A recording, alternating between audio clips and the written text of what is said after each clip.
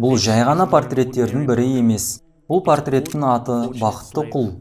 Оны 1734 жылы ағылшын суретшісі Уильям Хуа салған. Бір қарағанда бұл ағылшындардың қарапайым портреттерінің бірі сияқты көрінуі мүмкін.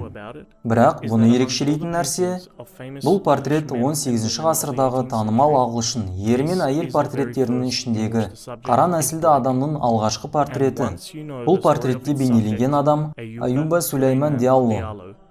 Оның тарихын үйренсек, суреттің ерекшеліктерін байқаймыз. Ол шығыс Сенегалда, мұсылман отбасында туылып ер жеткен.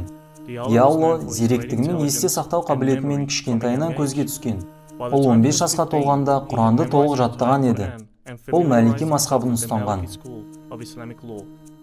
Өкінішке орай Диаллоның өмірі тез өзгерді. Білімге құмартқан жан әп-сәтте құлдыққа айдалды. Сенегал трансатланттық құл саудасының басты құрбаны еді. Ол 30-ға келген шағында ұсталып, ақш-қа құлдыққа айдалған. Жауыздықпен қысымға ұшыраса да, Диалло мұсылмандық міндетін ұмытпаған. Жақын жердегі орманға барып, 5 уақыт намазын оқитын болған.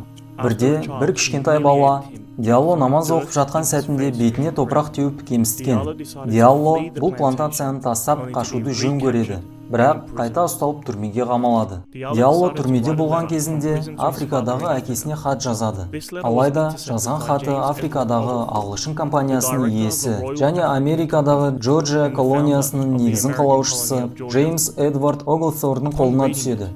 Хатты оқып отырып Оглтор Диаллоның сөздерінен қатты тебіренеді. Сөйтіп, ол Диаллоны құлдықтан босатып, ағылшын жеріне еркіндікке жібереді. Диалло 1733 жылы ағылшындардың арасында еркін адам ретінде өмір сүре бастайды. Ықпалды адамдардың арасынан өзіне достар табады. Ол шіркеудегі поптар мен епископтармен жиі пікірталасқа түсетін. Бұл уақыттарда қара нәсілділерді шеттету шарықтап тұрған сәт еді. Адамдар оның ақылдылығына, бір құдайға деген сеніміне және тақуалығына тәнті болатын. Бірде Диаллоға Уильям Хуа келіп, әлемге әйгілі осы портретін салуға келісімін алады. Бұл портретті не нәрсесі қатты ерекшелеуде, білесіз бе? Тек қара нәсілді жігіттің келбеті ғана емес, портреттің салынуында да ерекшеліктер бар. 18 ғасырдағы африкалықтар суреттерде әрдайым мазақталған күйде мәнсіз кемсітіліп бейнеленетін болған.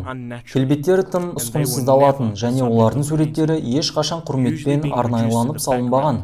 Көбінесе артқы фонда кемсітіліп немесе қорқынышты жауыз кейіпте бейнеленген. Бұл қара нәсілді ертеректе құл болған мұсылман адамның алғашқы портреті. Жай адам емес, игі адам ретінде таныстырылған. Оның тұрған тұрысын жағымды етіп салған. Оның жүзінен разылық байқалады. Бұрынғылар сияқты жексұрын етіп салынбаған. Бірақ ең басты нәрсе, оның мойнындағы қызыл кітап. Бұны Диалло түрмеде болған кезінде жадында сақталған Алланың кәләмін қатесіз толық жазған 3 Құранының бірі. Қай қырынан алып қарасақ та, бұл портретті ерекшелейтін керемет жайттарды байқаймыз. Батыс африкалық тақуа мұсылман жігіті құлдыққа айдалып, қыспаққа түсіп, кейін оны бейшара санаған қоғамның құрметі мен бостандығына ие болған. Ол құлдықта болған жылдары өзінің мұсылмандық келбетіне кір келтірмеген жан.